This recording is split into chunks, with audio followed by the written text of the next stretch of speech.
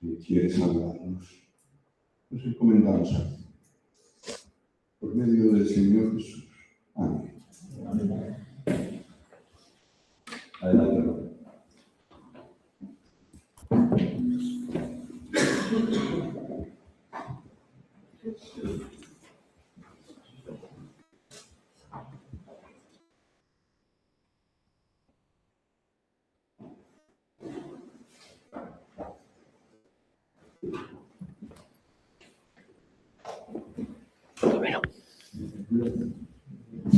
Buenos días. Buenos días.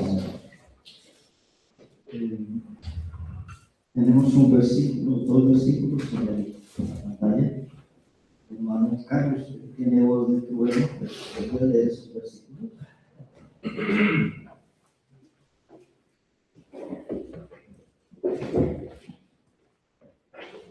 Y los levitas, Jesúa, Bani, Serebías, Jamín, Acub, Sabetai, Odías, Maasías, Kelita, Azarías, Josabet, Anán y Pelaía hacían entender al pueblo la ley, y el pueblo estaba atento en su lugar.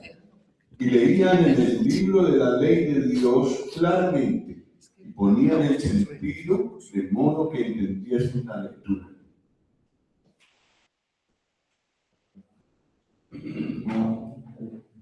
He seleccionado estos versículos solo para leer, porque es lo que quiero hacer en esta mañana. Quiero hacer entender la palabra del Señor y quiero poner el sentido de modo que todos podamos entender la escritura.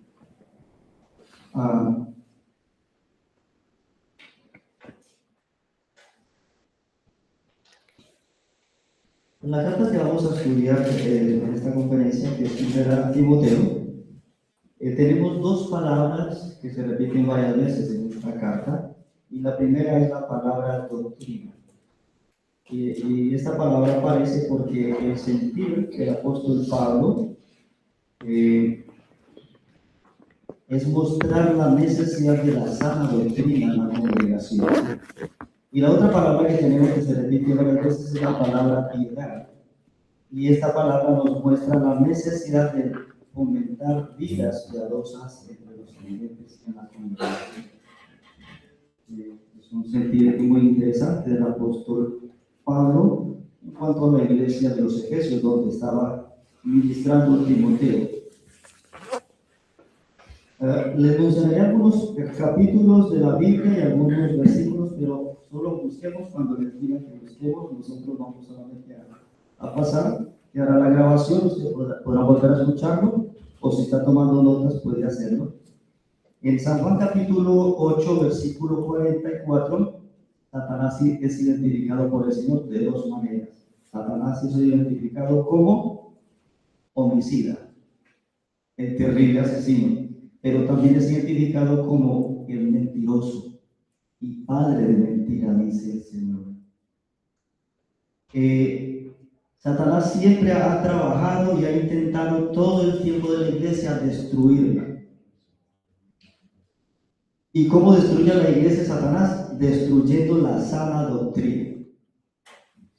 Satanás lo ha hecho desde el comienzo y lo sigue haciendo ahora. Hoy en día lo sigue haciendo de una manera alarmante, porque hoy en día tenemos mucho más formas de comunicarnos. En aquella época es una forma alarmante en cómo Satanás está destruyendo la sana doctrina. Y esto no era algo que desconociera el apóstol Pablo. Pablo advirtió a los efesios, a la iglesia de Éfeso, en Hechos capítulo 20, allí sí vamos, Hechos capítulo 20.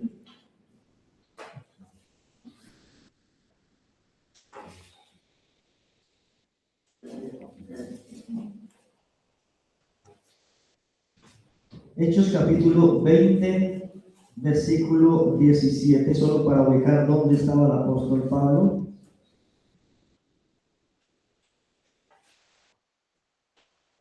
Hechos 20, 17 dice: y enviando pues desde el milenio a Éfeso, hizo llamar a los ancianos de la iglesia.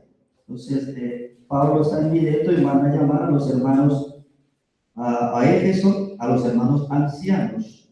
Y ahora leemos el versículo 29 al 31. 29 al 31.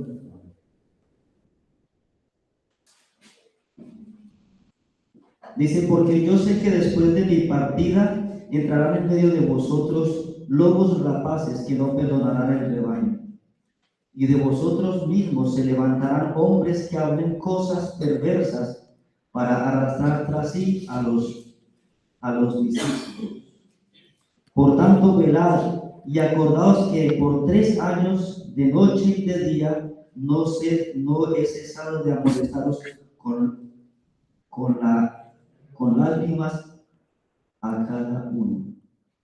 Sí, entonces aquí tenemos el apóstol advirtiendo a los hermanos efesios de que entrarían hombres que querrán destruir la sana doctrina y querrán dañar la iglesia.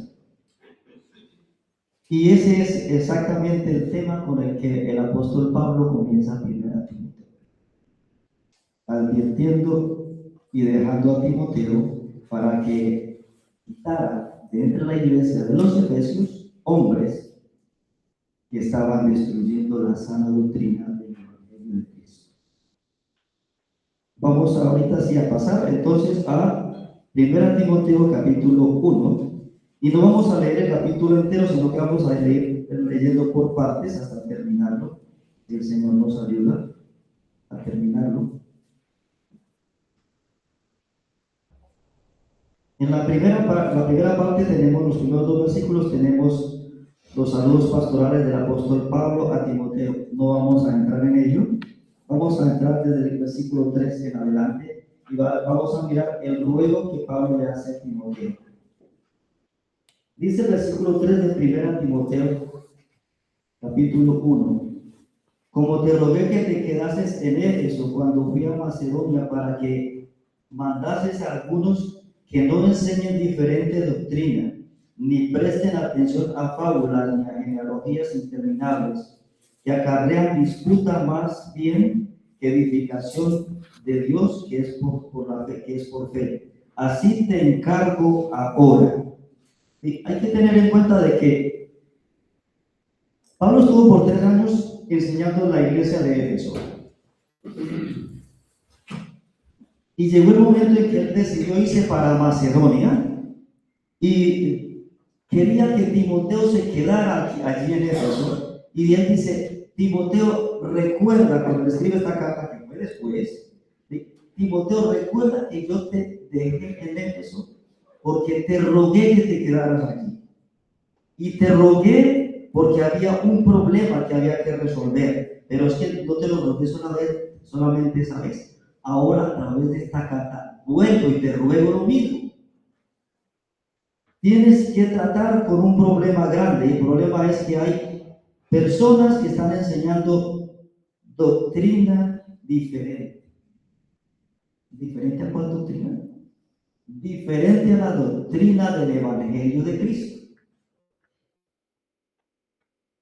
Bueno, mientras estaba yo pensando un poquito en esto, digo, pero Pablo le hace este ruego a Timoteo, pero Timoteo, ¿cómo va a enfrentar a semejantes gigantes? Probablemente, no lo dice la escritura, pero probablemente quienes estaban enseñando la falsa doctrina eran hombres que ocupaban el lugar de ancianos en la congregación. ¿Se imagina usted? Y llegar un hermano y decirle a otro, usted está enseñando una doctrina falsa, usted tiene que dejar de enseñar o tiene que irse de la iglesia porque no vamos a permitir más. Pero es que era un solo hombre que tenía que enfrentarse contra varios. Eso era una cosa diferente. Y aparte de eso, Timoteo no era un hombre de un carácter fuerte, parece ser que era un carácter más bien débil. Según lo que alcanzo a ver en 2 Timoteo 1:4, era hasta un hermano llorón.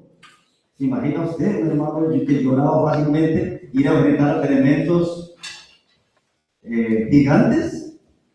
Pero era el mandamiento que le estaba dando el apóstol Pablo a Timoteo para quitar una lacra que estaba destruyendo la iglesia.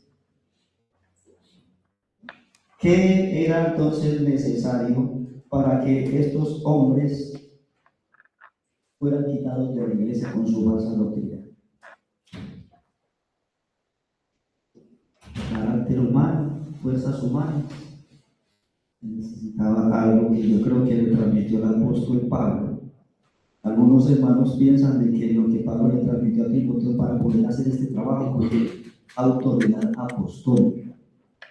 Yo creo que sí, pero a través de esta autoridad apostólica iba la autoridad de la palabra del Señor que Timoteo había adquirido de parte de Pablo por 20 años que había estado con él. Entonces había una autoridad en Timoteo, por lo cual Pablo vio que era el hombre cualificado para ponerle tan grande tarea.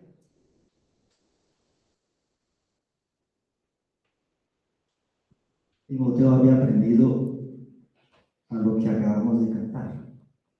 Había aprendido a trazar las escrituras con precisión. ¿Por qué las trazaba con precisión? Porque conocía bien las escrituras. Así que tenemos aquí en estos versículos a un hombre cualificado para hacer una tarea tremenda.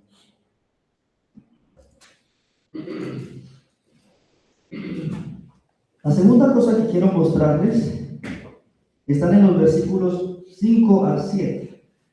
Entonces Timoteo le pide un encargo Pablo le pide un encargo a Timoteo y Timoteo recibe la autoridad apostólica para hacer esa tarea. En los versículos 5 al 7 dice: pues el propósito de este mandamiento es el amor nacido de corazón limpio y de buena conciencia y de fe no fingida, de las cuales cosas desviándose algunos se apartaron a vana palabrería, queriendo ser doctores de la ley, sin entender ni lo que hablan ni lo que afirman. Aquí tenemos entonces el propósito del mandamiento de Pablo. No era que Pablo tuviera algo contra esos hombres que estaban trayendo falsa doctrina, y entonces esto se viera como que había falta de amor hacia ellos.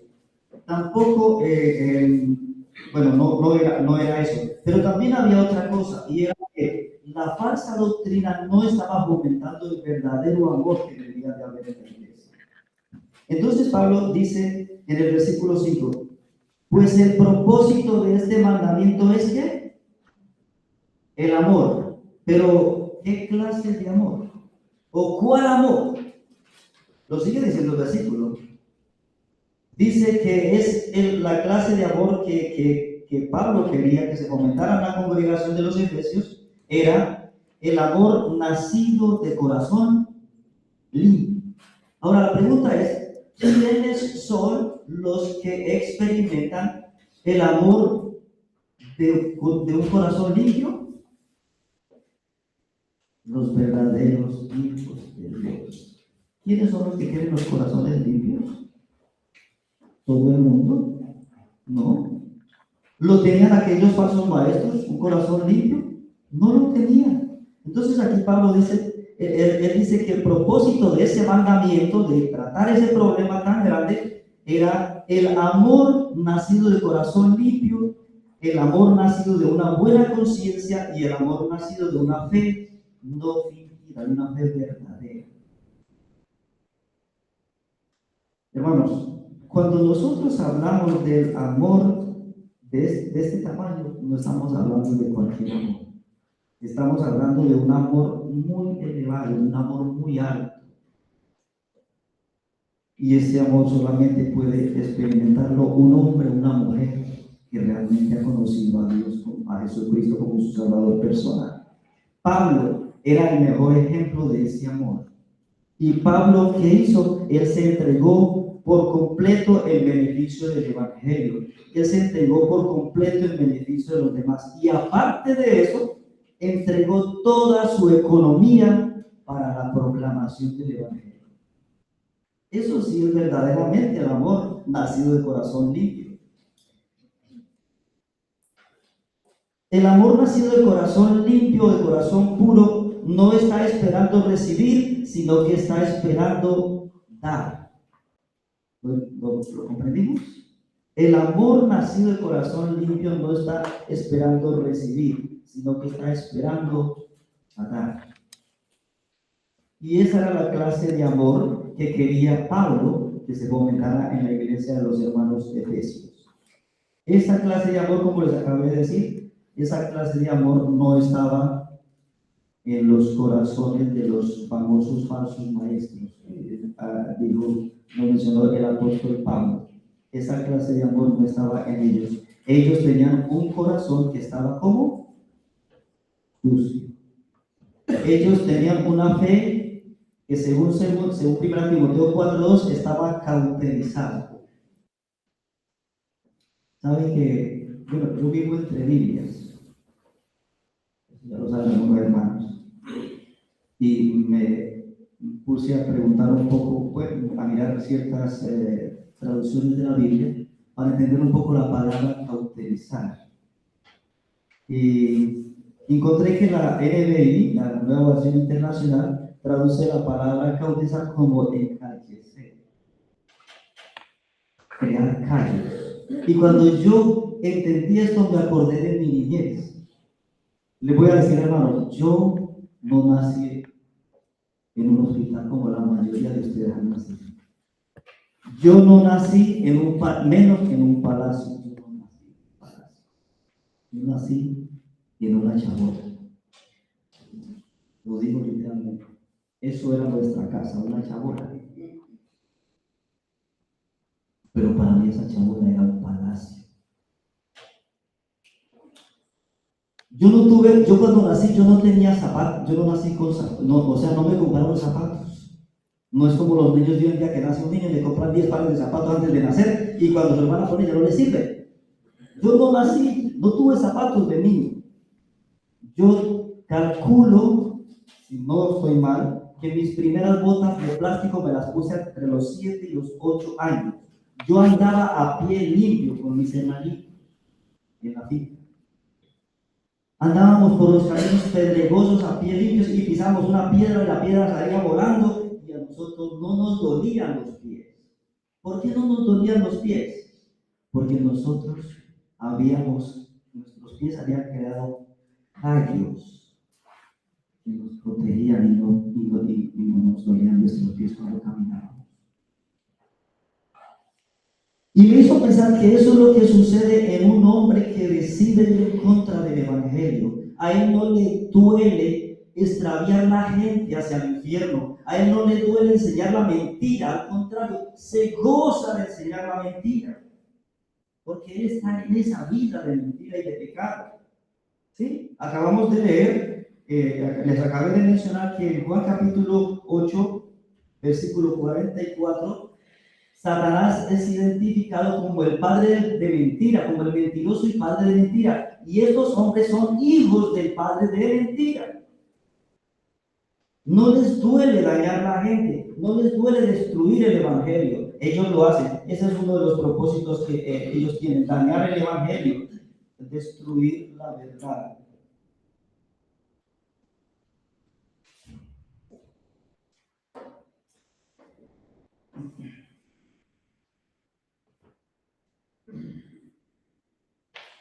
El amor verdadero, el amor que experimenta, que viene de un corazón limpio, no puede venir de una fe falsa. La fe falsa solo produce falso amor que está lleno de egoísmo. Podríamos un poco examinarnos a nosotros mismos, si hemos experimentado este amor limpio, este amor nacido de corazón limpio. Pablo nos tiene que enseñar mucho de ello, ¿no? Había otra cosa más que quiero resaltarles en estos versículos, es lo que pasó con estos hombres, según el versículo 6. Estos hombres charlatanes, mentirosos, que creían sobre fábulas y genealogías diversas. Versículo 6 dice, del amor nace un corazón limpio, de una buena conciencia y de una fe no fingida, dice el apóstol Pablo en versículo 6, de las cuales cosas, ¿qué pasó? Se desviaron. Y la palabra desviar tiene el sentido de no dar al blanco. Es como cuando usted va con un arco, con una flecha y usted quiere darle al blanco y la flecha en vez de darle al blanco se desvía. Ese es el sentido. Estos hombres se desviaron de dar al blanco. El blanco era el evangelio del Señor Jesucristo que Pablo predicaba. Entonces se desviaron de él. ¡Pum! No dieron al blanco. Pero luego hay otra palabrita más. Sé que se apartaron a vanas palabrerías. Ellos se apartaron y esto tiene el sentido de salirse del camino.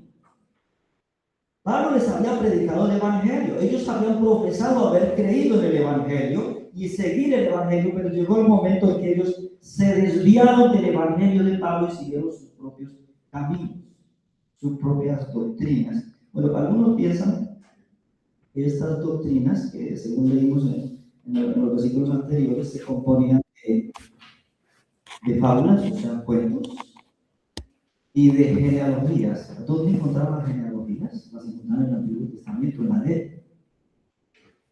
Y parece ser que ellos se introducían a estudiar las genealogías de los hombres de la Biblia de una manera tan tremenda que llegaban a tal punto a especular de lo que estaba en la Escritura. Y una especulación de la Escritura, eso no es la verdad, ¿cierto que sí?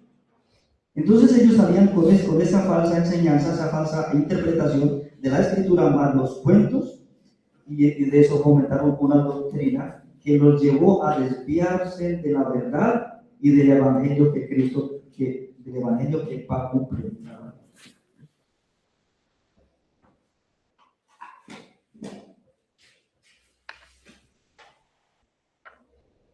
En los versículos 8 al 11 tenemos el propósito de la ley.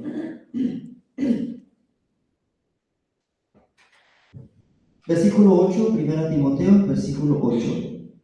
Pero sabemos que la ley es buena si uno la usa legítimamente, conociendo esto que la ley no fue dada para el justo, sino para los transgresores y desobedientes, para los impíos y pecadores, para los irreverentes y profanos, para los parricidas y matricidas, para los homicidas, para los fornicarios, para los sodomitas, para los secuestradores, para los mentirosos y perjuros, y para cuantos se opongan a la sana doctrina, según el glorioso evangelio del Dios bendito, que a mí me ha sido encomendado. El propósito de la ley. Acuérdense que aquellos hombres, según el versículo 7, ellos querían ser reconocidos, ¿cómo? Doctores, ¿no? Que le llaman el doctor de la ley.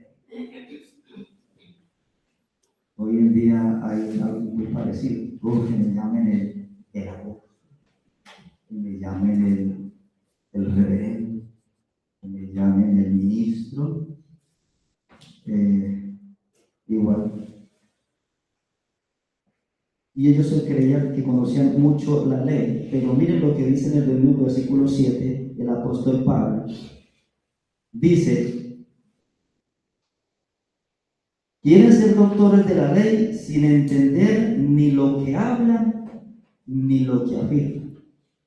¿Quién era el que realmente entendía bien la ley? No eran ellos, Pablo. Pablo entendía bien la ley, él se había quemado toda su vida, había quemado sus ojos toda su vida entendiendo las Escrituras. Fue instruido por el mejor maestro de la ley. Y aquellos hombres se ponían a hablar de la ley y Pablo al escucharlos decía: es que esto ni siquiera entienden lo que dicen. Dicen tonterías acerca de la ley.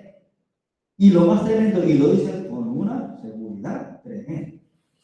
¿Sí?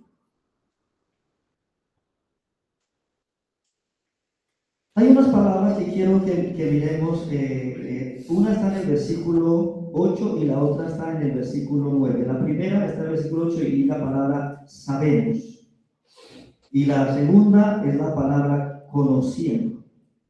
Pablo dice en el versículo 8: pero sabemos que la ley es buena si uno la usa legítimamente.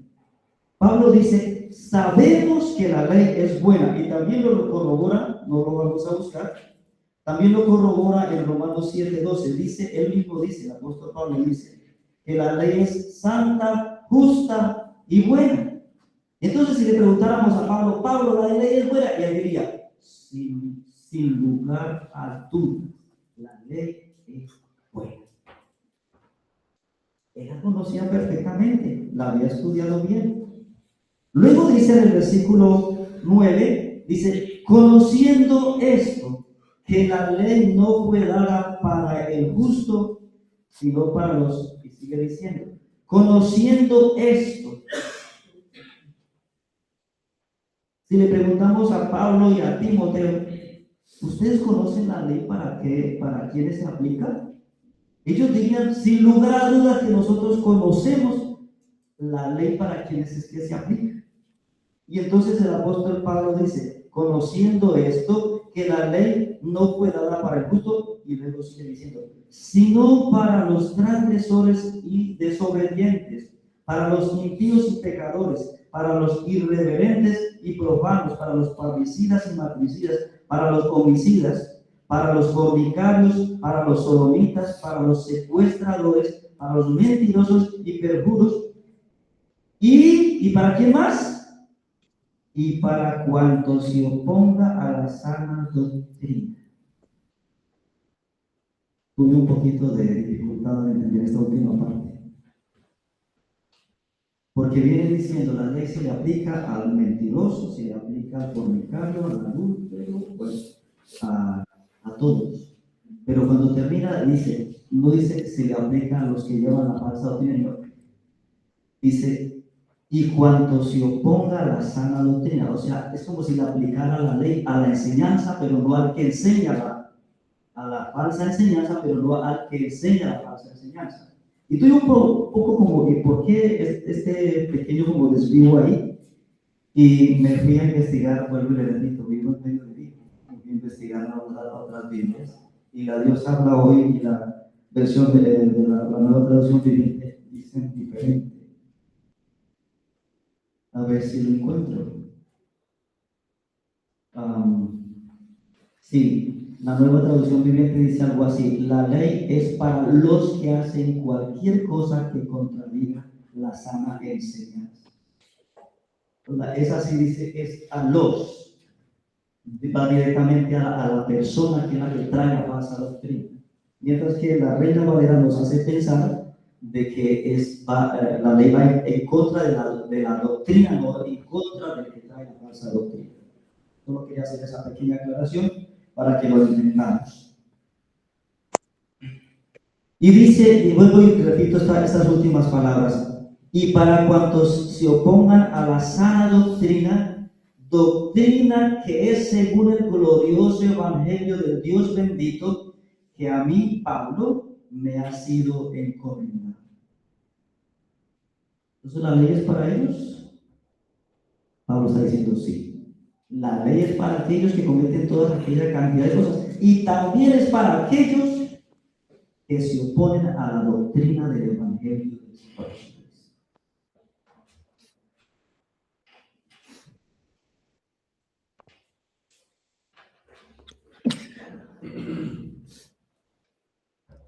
Hay una cosa que hace la ley. La ley es como una plomada que usan los albañiles para hacer una pared recta. Le ponen una plomada. Cuando una persona no sabe hacer una pared, pues no sabe que se usa una plomada, entonces levanta una pared. Pero luego cuando vienen y le ponen la plomada a la pared, como le encuentran, está desviada, está torcida. Eso hace la ley con nosotros los hombres. La ley, cuando la ley nos aplica a nosotros y nos mide, a nosotros siempre nos encuentra como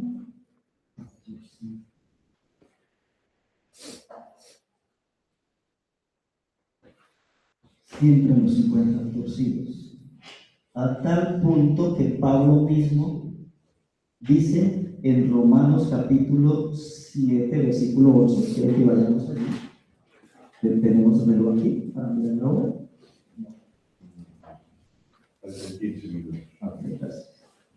Romanos capítulo 7, versículo 11.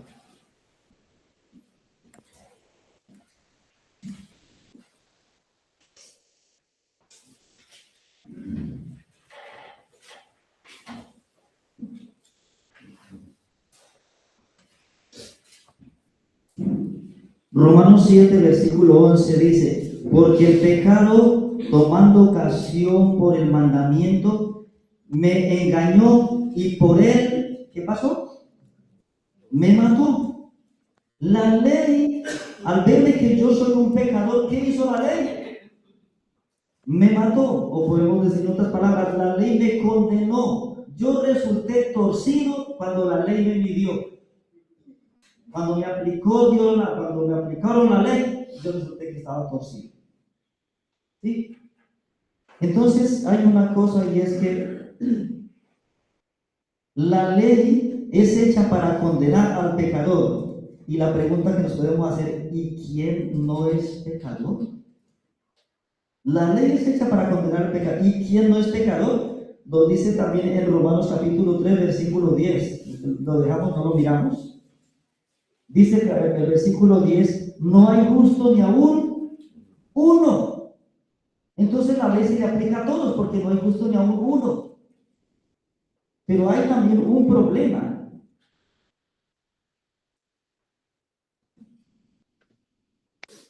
Dice el versículo, no lo busque, pero se lo voy a mencionar, capítulo 3 de Romanos, versículo 19 y 20, dice que todo el mundo está bajo el juicio de Dios. Todo el mundo está bajo el juicio de Dios. Y la pregunta sería, ¿cómo escapar del juicio de Dios si la ley siempre nos condena? Nunca, si acá que se nos mide con la ley nos condena porque siempre estamos torcidos. ¿Cómo escapar? Y esa es la pregunta que nos podemos hacer, pero la respuesta la encontramos en Pablo. Pablo nos muestra cómo podemos escapar del juicio de la ley. Versículo 12 al 16.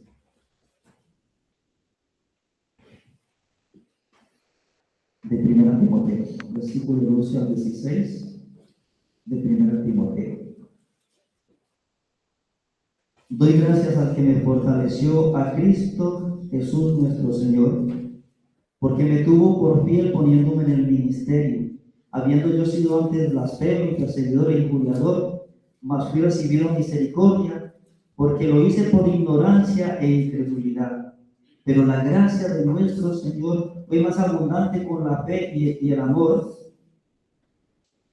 que es en Cristo Jesús.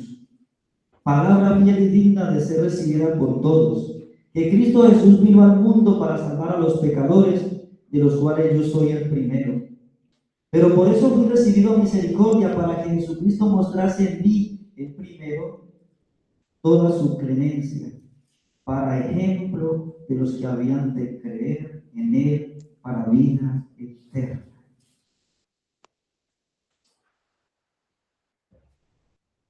El ejemplo lo tenemos en Pablo. Pablo dice en el versículo 13 y 14, yo fui blasfemo, fui perseguidor, fui injuriador, pero luego dice, fui recibido a misericordia. La gracia de nuestro Señor fue más abundante con la fe y el amor que es en Cristo Jesús. Y esto me hizo pensar en las mismas, en otras palabras del apóstol Pablo, en Romanos 5:8. Dice, cuando abundó el pecado, sobreabundó la gracia. Y él dice aquí, la gracia fue más abundante para conmigo. En otras palabras está diciendo, la gracia que Dios tuvo fue tan inmensamente grande, mucho más grande que mis muchos pecados. Entonces aquí tenemos, la ley nos condena a muerte siempre, pero hay alguien que sí nos puede salvar. Hay alguien que sí nos puede dar la salvación, el perdón de los pecados. Y esa que nos puede dar es el Señor Jesucristo. Y entonces, cuando Él dice estas palabras, Él en el versículo 15 dice, palabra fiel y digna de ser recibida por todos. Yo pienso que más bien dice algo como, les voy a traer un mensaje que es digno de que todos lo escuchen y lo crean. Y él dice estas palabras, y casi escucho a Pablo hablando en una voz muy alta. Cristo Jesús vino al mundo para salvar a los pecadores, de los cuales yo soy el primero. Y entonces él está diciendo aquí, la ley nos condena, pero Cristo nos da salvación. La ley nos condena, pero Cristo nos da salvación. Si le preguntáramos a Pablo, Pablo, ¿por qué usted persiguió a la iglesia? Y él nos diría, lo hice por ignorancia, lo hice por incredulidad.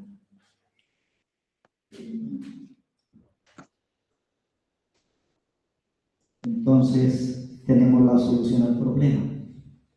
La ley nos condena, pero tenemos un Salvador que se llama el Señor Jesucristo. Y ese me llama mucho la atención, porque ese Salvador lo predicaba el apóstol Pablo por medio del Evangelio, y Pablo lo llamó el glorioso Evangelio del Dios. Es muy interesante, ¿no? El glorioso Evangelio ¿de quién? Del Dios.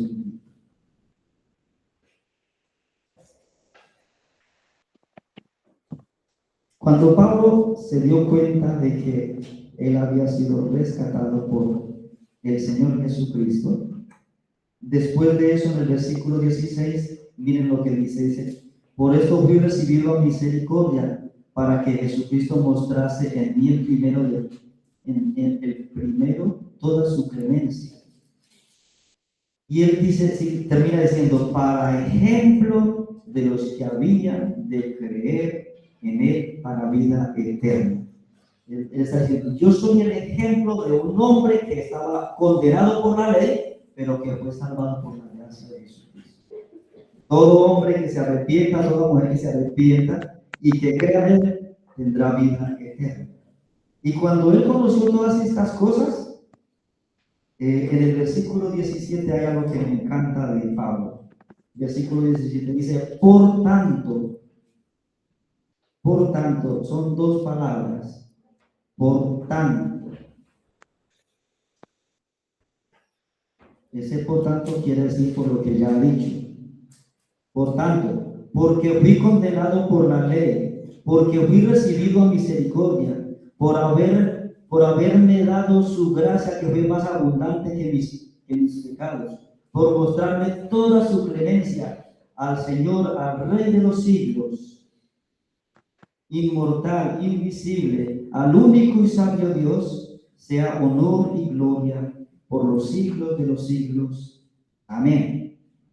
Y aquí encuentro a Pablo cuando se da cuenta de que sus pecados han sido perdonados y que su vida que había sido medida por la ley estaba torcida, pero que ahora en Cristo Jesús tenía la salvación. Él termina con una adoración tremenda que sale de lo más profundo de su corazón. Y quería decirles, ahora me viene a la mente el discípulo. Dice así, al que muchos se le han perdonado, mucho ama, y al que a poco se le ha perdonado, poco ama. ¿Y saben ustedes de dónde salen las más grandes adoraciones a Dios? De hombres y mujeres a los que mucho se les ha perdonado. Cuando usted escucha a un hombre o una mujer adorando con toda la profundidad de su corazón, piense que este hombre, Dios le ha perdonado muchísimo.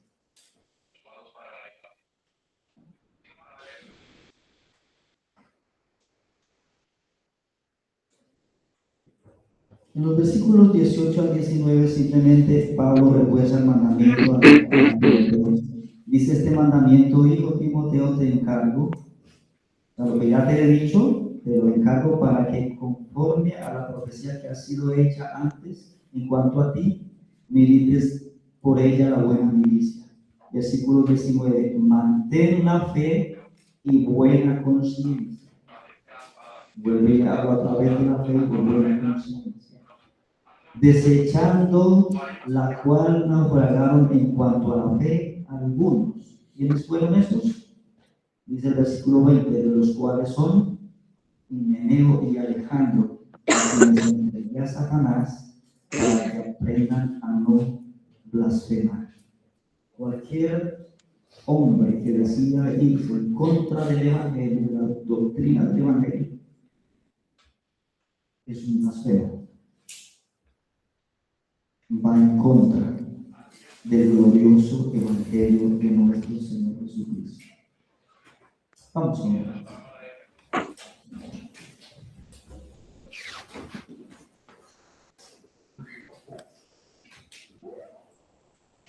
Dios y Padre, te damos gracias, Señor.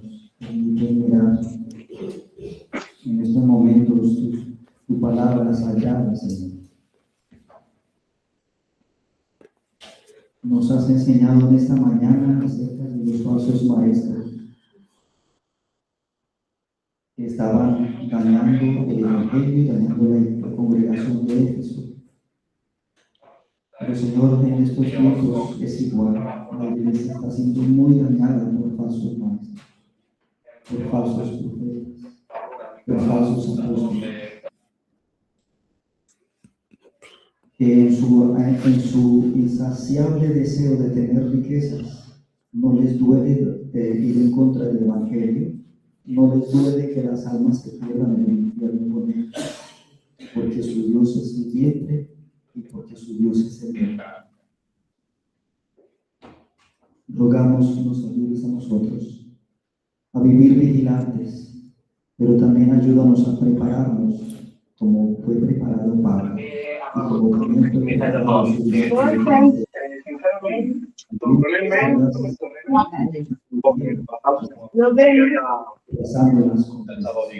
Me parece que no iremos a creer, porque hay mucho tránsito, entonces para llevar estos paquetes. Como que hay mucho, ay, mira que no se oye nada. No sé, ahora hablaré. Ahora que sabes que yo te llamo, si veo mucho tráfico, te digo. No, sí, examina nuestros corazones. Bueno, pero eso es del lunes a las 2. Monse, que la pases muy bien. Igualmente, nena. Descansa y pásala rico. Bueno. Sí, sí. Ajá.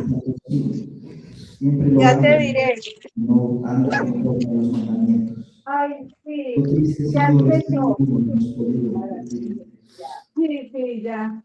Tengo una amiguita de Francia, una amiguita de Francia, una amiga de Francia,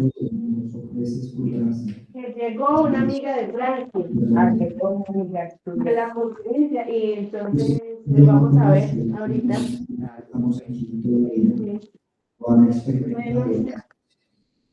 para llevar estos paquetes puedo ir cualquier día con mi hijo y ay,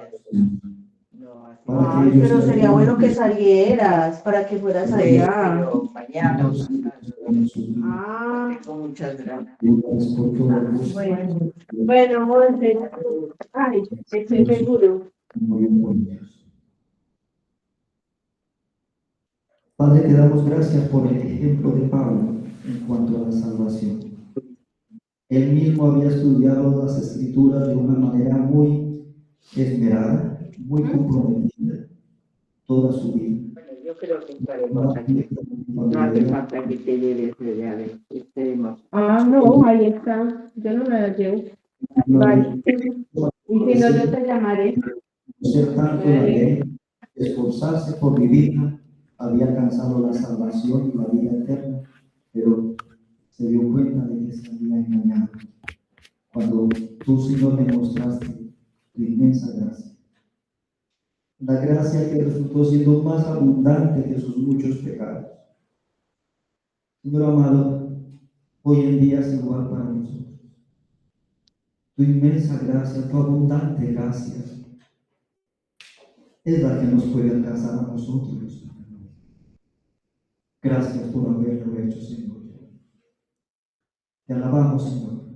Enaltecemos tu nombre, glorificamos en ti, te honramos. Eres digno de alabanza y de honor. Nos encomendamos a ti, Padre, y lo hacemos en el nombre de Jesús, con agradecimiento por ser Señor. Amén. Bendiciones.